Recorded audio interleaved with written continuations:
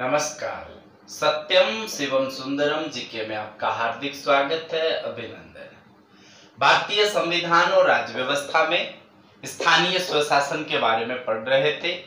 आपको पता होना चाहिए कि जो स्थानीय स्वशासन को दो भागों में पढ़ते हैं। एक में हम पंचायतें पढ़ते हैं जिसमें ग्राम पंचायत, पंचायत समिति और जिला परिषद।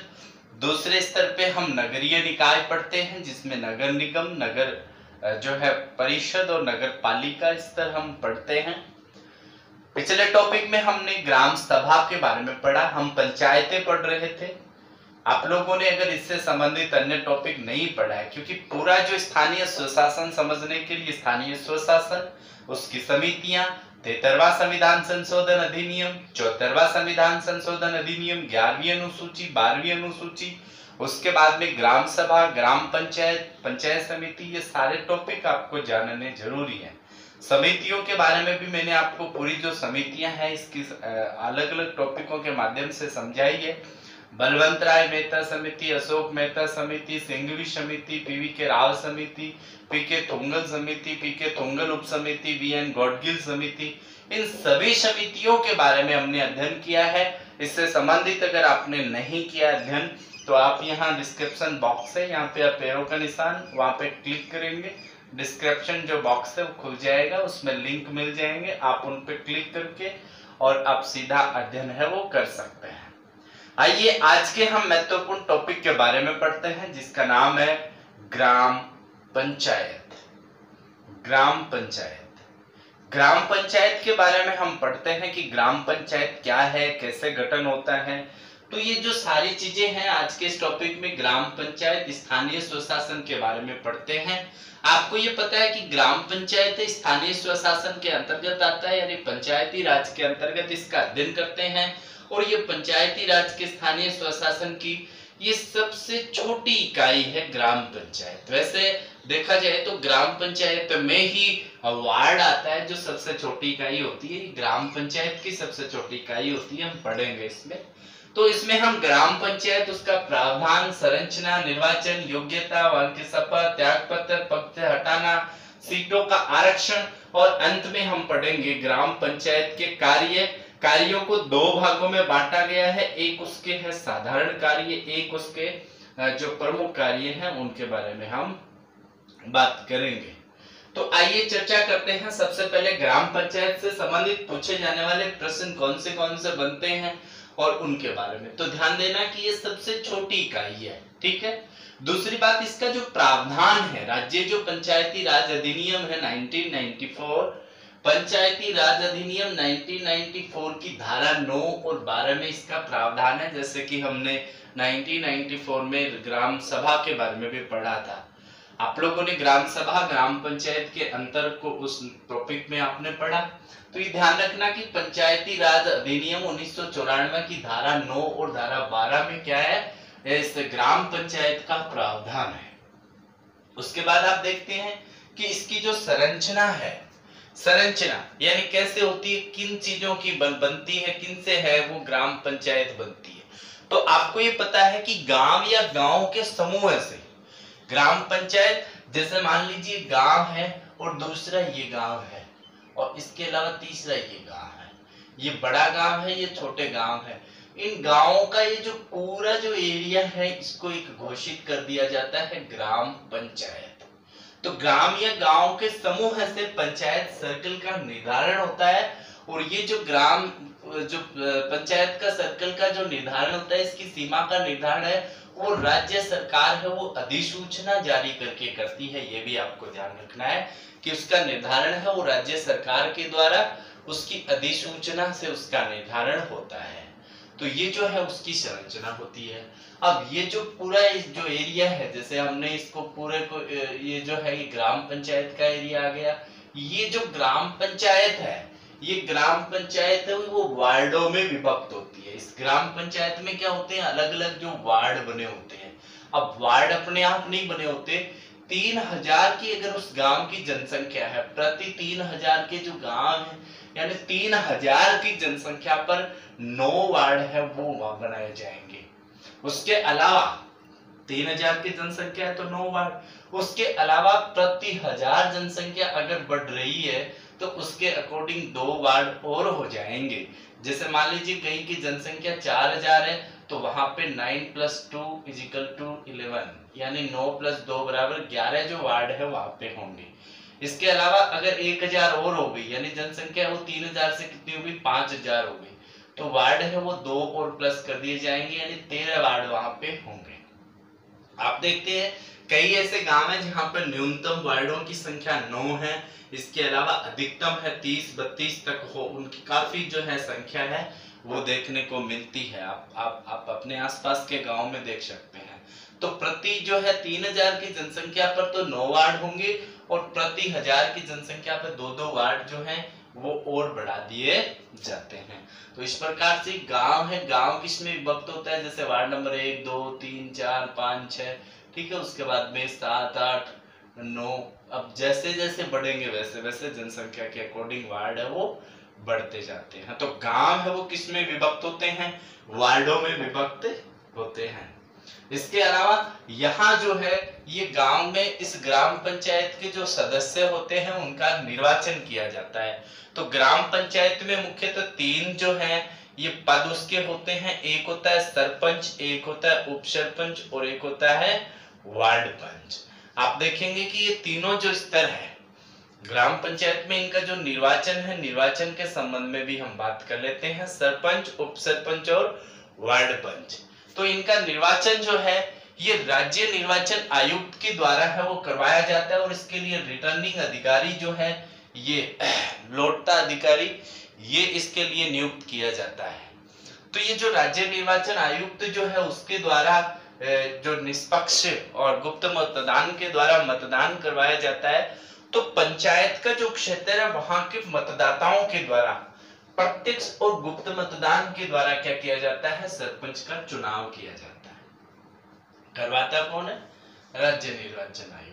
आप देखेंगे कि ये जो पूरा गांव का जो सर्कल है, इस पूरे सर्कल के प्रत्येक वार्ड के जो मतदाता हैं, जिनका मतदाता सूची में नाम है, वो सारे लोग मिलकर के किसका चुनाव करते हैं, सरपंच का चुनाव करते हैं। सरपंच के चुनाव में यानी कि 1, 2, 3, 4 जितने भी वार्ड होंगे, 10, 12, 15 वार्ड, उन सभी वार्डों के सभी मतदाता यानी जिनका नाम मतदाता सूची में है और जिनकी आयु 18 से ज्यादा है, यानी 18 से ज्यादा है वो उनकी मतदाता सूची में नाम होगा। चाहे जिनकी 18 से ज्यादा मतदाता सूची में नाम नहीं है तो वो वोट नहीं डाल सकता। उसके बाद में उप सरपंच, यानी क्या किया जाता है कि वार्ड पंच का चुनाव है वो किया जाता है और वार्ड पंच है वो जो जीते हुए वार्ड पंच होते हैं उनके द्वारा अपने में से, यानी वार्ड पंचों में बहुमत के आधार पर, जैसे मान लीजिए 15 वार्ड हैं और 15 वार्ड पंच जीत करके आए हैं, तो 15 जो वार्ड पंच है उनमें से 2 व्यक्ति हैं वो खड़े होंगे मान लीजिए, तो जिस व्यक्ति के 8 वोट आ गए वो व्यक्ति क्या है, 8 या 8 से ज्यादा वोट जिसके आ जाते हैं उस व्यक्ति को क्या बना दिया जाता है, उप सरपंच बना दिया जाता है। ये निर्विरोध भी हो सकता है। तो उप सरपंच है वो वार्ड पंचों के द्वारा अपने में से बहुमत के आधार पर बनाया जाता है।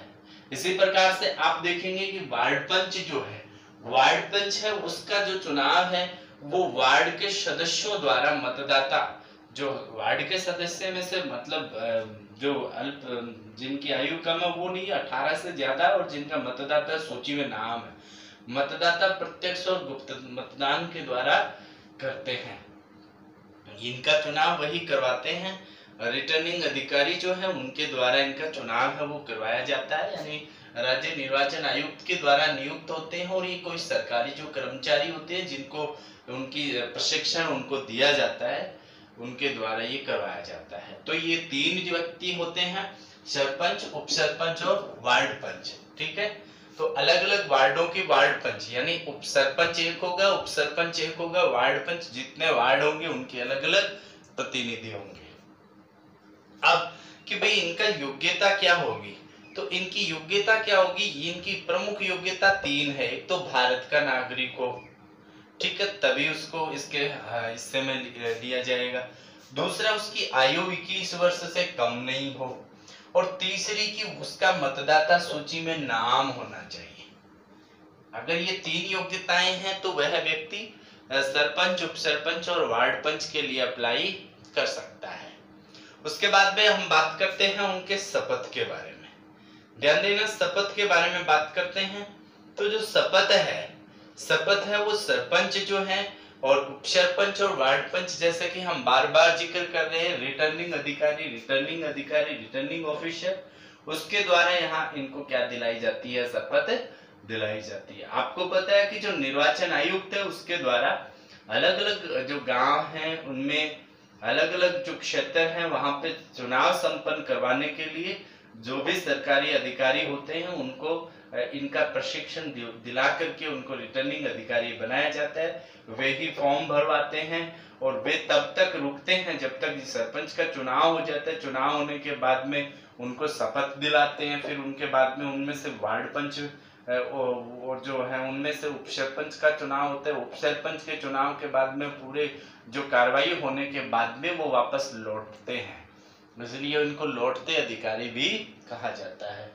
तो ये जो है ये शपथ है वो इनके द्वारा है वो दिलाई जाती है, यानी सरपंच, उप सरपंच और वार्ड पंच को जो शपथ है वो कौन दिलाता है, ये भी आपको ध्यान रखना है। इनके अलावा कि ये व्यक्ति अपना त्याग पत्र किसे देते हैं, ये अपना त्याग पत्र तीनों व्यक्ति जो हैं ये खंड विकास अधिकारी जो है, ध्यान रखना कि अपना त्याग पत्र किसको देते हैं, विकास अधिकारी को अपना त्याग पत्र है वो देते हैं, जो कि तहसील स्तर यानी उपखंड स्तर पे ये जो है अधिकारी होता है। वहां पर ये व्यक्ति जो है ये अपना त्याग पत्र देते हैं, यानी सरपंच, उप सरपंच और वार्ड पंच है वो अपना त्याग पत्र देते हैं।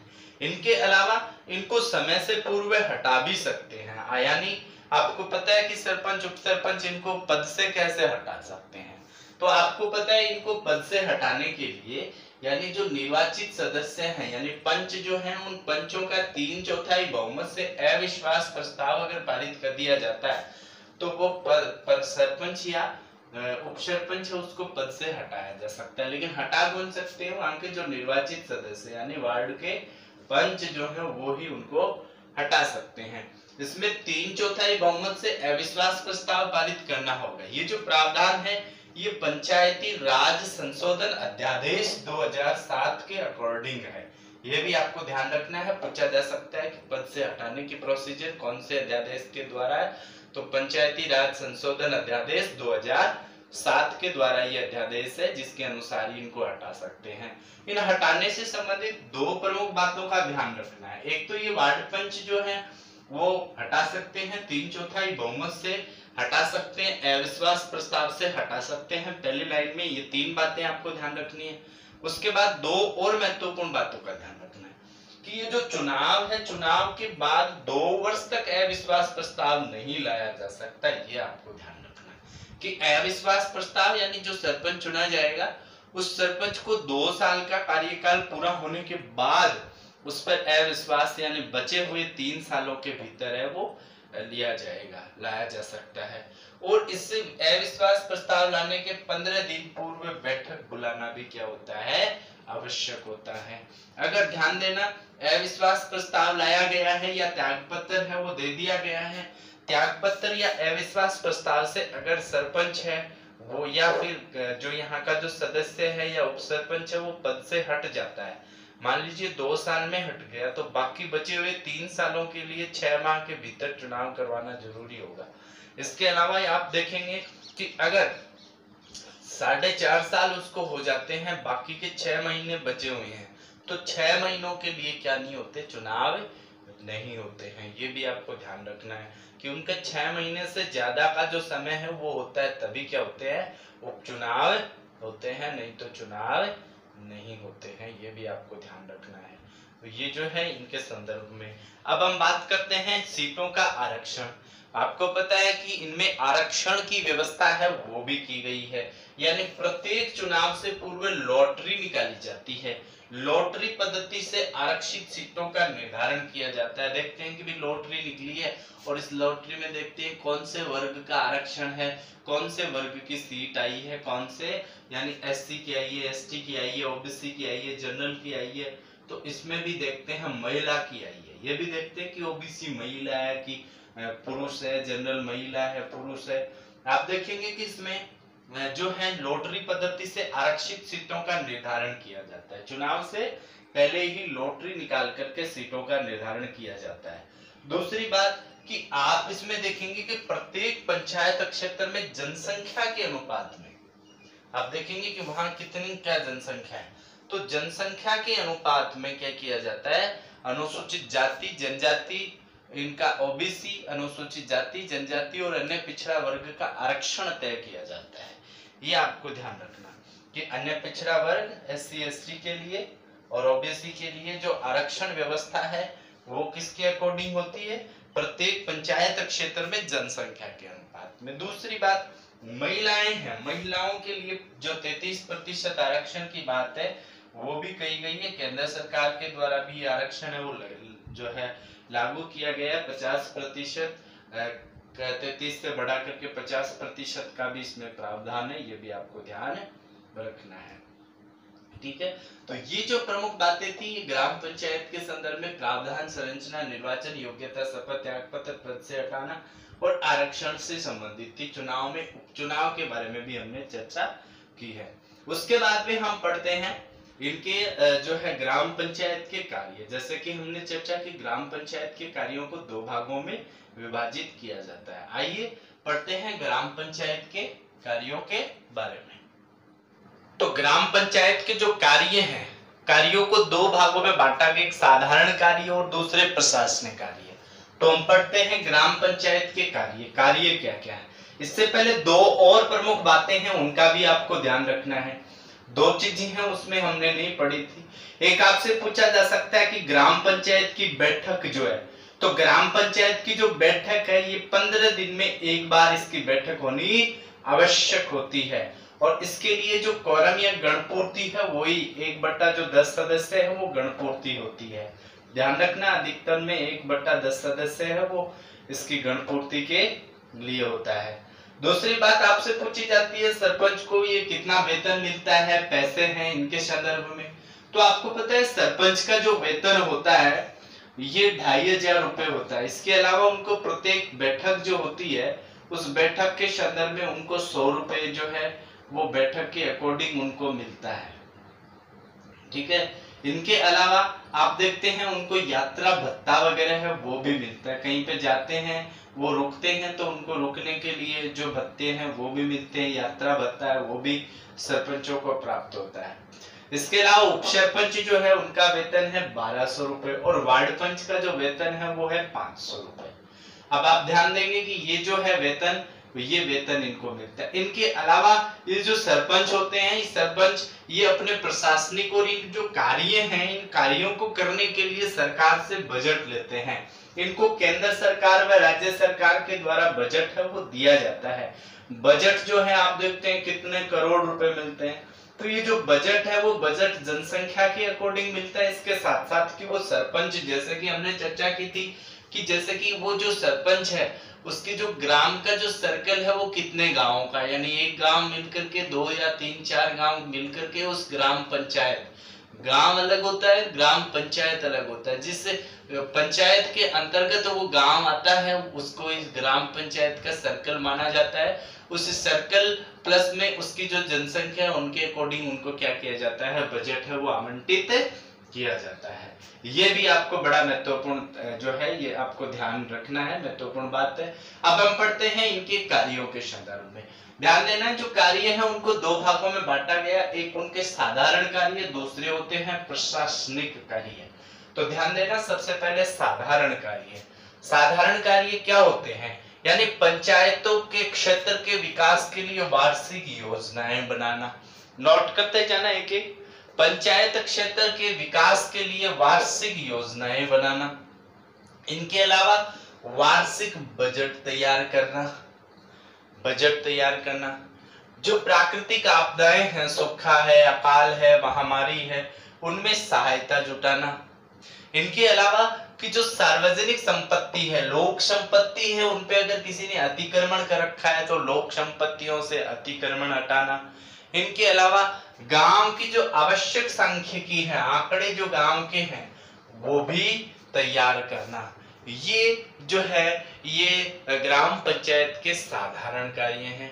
इनके अलावा ग्राम पंचायत के प्रशासनिक कार्य, तो प्रशासनिक कार्य की पंचायतों के द्वारा परिसरों का जो है उनका संख्यांकन करना। पंचायत के जो परिसर है यानी वहां का जो क्षेत्र है, परिसर है, उसका संख्यांकन करना, कितने हैं, क्या है, कहाँ है। इनके अलावा वहां गांव जो है उसकी जनगणना करना कि कितने लोग हैं, कितने महिला पुरुष, उनके संदर्भ में जानकारी। पंचायतों के क्षेत्र में जो कृषि उपज है, पंचायत क्षेत्र में कृषि उपज का उत्पादन बढ़ाने के लिए कार्यक्रम बनाना। ठीक है। इनके अलावा ग्रामीण विकास योजनाएं लागू करने के लिए वित्त व्यवस्था का विवरण तैयार करना। आप देखेंगे इसके अलावा जैसे कि हमने पहले भी चर्चा की है कि केंद्र व राज्यों से प्राप्त सहायता का, जो सहायता प्राप्त होती है उसका ग्राम पंचायत क्षेत्र में ठीक तरह से उसका प्रयोग करना, नहीं करते तो उसके बाद में अविश्वास लाया ही जाता है।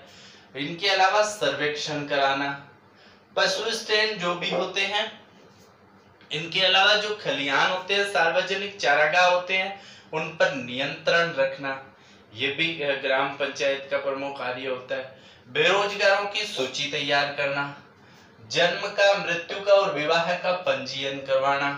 इनके अलावा पंचायत का अभिलेख तैयार करना, ये भी ग्राम पंचायत का कार्य होता है।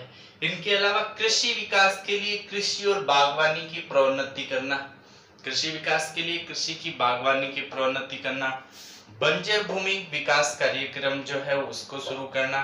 इनके अलावा चारागाहों का विकास व उनका रखरखाव करना। आप देखेंगे इसी कड़ी में पशुपालन व डेयरी के विकास हेतु पशुओं, कुक्कुटों और अन्य जो पशुधन है उनका जो नस्ल है उनका क्या करना, गांव में विकास करना। अगर वहां पे मत्स्य पालन है, मछली पालने का अगर व्यवसाय हो सकता है तो उसको बढ़ावा देने का कार्य करना। इनके अलावा जो ग्रामीण क्षेत्र है वहां पर खादी और कुटीर उद्योगों को बढ़ावा देना। ठीक है।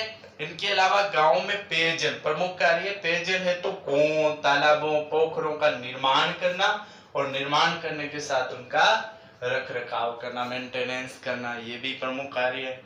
इसके अलावा गांव में सड़कों, नालियों, पुलियों, छोटे जो पुल हो सकते हैं अगर हैं तो उनका निर्माण करना। ठीक है। और इसके अलावा जो गांव है उसमें प्रकाश की व्यवस्था के लिए जो आवश्यक कार्य किए जाने चाहिए वो पूरा करना। इसके साथ साथ शिक्षा और संस्कृति विकास हेतु प्रयास करना, शिक्षा के लिए प्राथमिक विद्यालयों की देखरेख करना, ग्राम पुस्तकालय की व्यवस्था करना, वाचनालय की व्यवस्था करना, ये भी आपको ग्राम जो लाइब्रेरी है जो है और वाचनालय है ये भी होने चाहिए। इसके साथ साथ साक्षरता कार्यक्रमों के प्रति जन जागृति का प्रयास करना, लोगों में साक्षरता के प्रति जन जागृति के लिए प्रयास करना। इसी के साथ ही ग्रामीण स्वच्छता जो कार्यक्रम है, लोक स्वास्थ्य कार्यक्रम है, परिवार कल्याण जो कल्याण कार्यक्रम है, इनके अलावा महिला और बाल विकास जो कार्यक्रम है उनको करना। इनके अलावा कमजोर वर्गों के कल्याण के लिए प्रयास करना, आंगनवाड़ी जो केंद्र है उन पर नियंत्रण रखना और इसी के साथ साथ जनता द्वारा चाहिए सूचनाएं उपलब्ध कराना, ये ग्राम पंचायत के प्रशासनिक प्रमुख कार्य हैं। इन कार्यों के अलावा भी जब जब आवश्यक हो उन सभी कार्यों को करवाना ग्राम पंचायत के प्रमुख कार्य है, जो समय समय पर ग्राम सभा के द्वारा ग्राम के विकास के लिए जो भी सुझाव दिया जाता है, जिस कार्य के लिए आग्रह किया जाता है, वो सभी कार्य करना ग्राम पंचायत के प्रमुख कार्य है। तो ये हमने स्थानीय स्वशासन में, पंचायती राज में हमने सबसे पहले ग्राम पंचायत है, ग्राम पंचायत की सभी जो प्रमुख जो चीजें हैं उनके बारे में हमने इस टॉपिक में अध्ययन किया है। आगे हम अन्य जो टॉपिक है उनके बारे में भी इसी प्रकार से विस्तार से अध्ययन करेंगे। धन्यवाद।